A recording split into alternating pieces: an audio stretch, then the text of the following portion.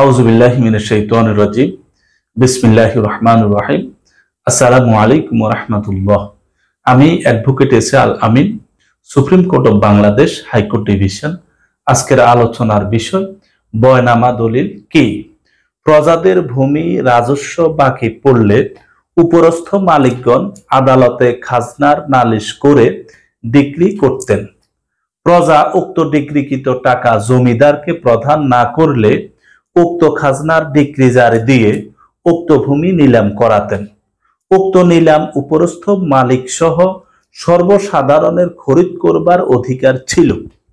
যে ব্যক্তি অধিক টাকার নিলামের ডাক উঠাতেন তিনি উক্ত নিলাম খরিদ্দার বলে গণ্য হতেন।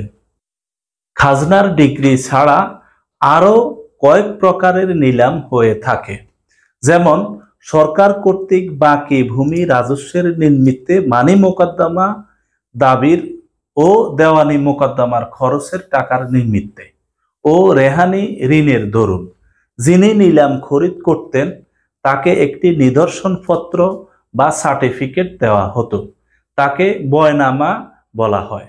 ধন্যবাদ।